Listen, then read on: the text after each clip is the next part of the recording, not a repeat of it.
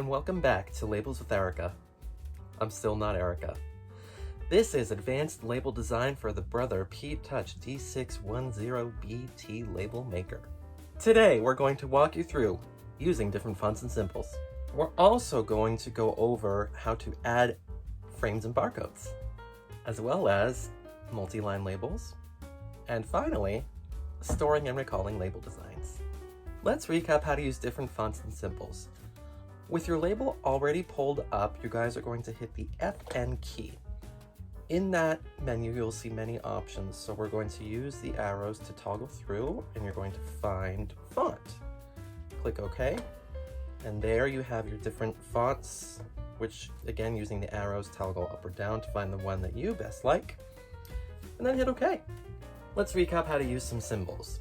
Again, with your label already on your screen, you're going to hit the FN key, and you're going to scroll down through all of the options until you find symbol. You're going to hit OK. And from there, using the arrows to toggle through, you can choose whatever symbol you like. Last time we had a cute cat. This time, we're going to choose an astrology symbol.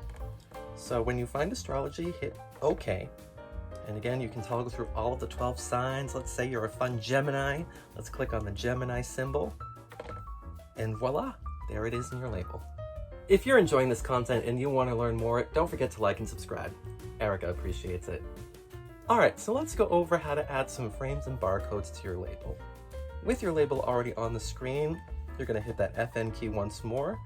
You're going to scroll until you find frame, and then you hit OK.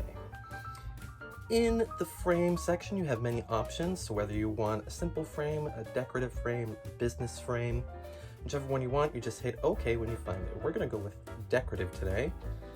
And let's say run a candy business. I like this one that looks like a candy wrapper, so we're going to hit OK.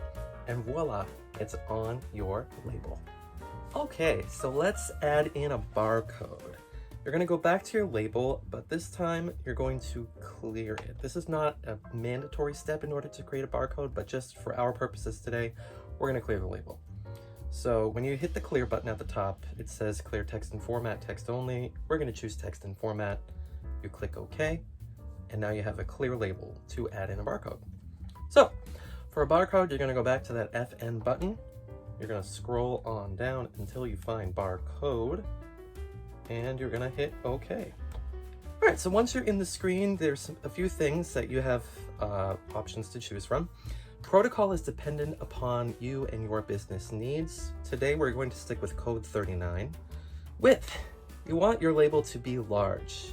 If you use small, you run the risk of it not being able to be scanned by a little scanner. The under hashtag, that's where you can have text underneath your barcode, so you can toggle between off or on. We're gonna stick with on today. So you've hit OK, and it brings you to a screen where it says barcode contents, code 39, and then you have a space where you can type some things. If you hit FN, you can add in a special symbol such as $, a slash, a plus sign. So if you want to add in a price, you can hit the $, and hit OK, and then you can type in the priced numbers. Let's go with $6.99.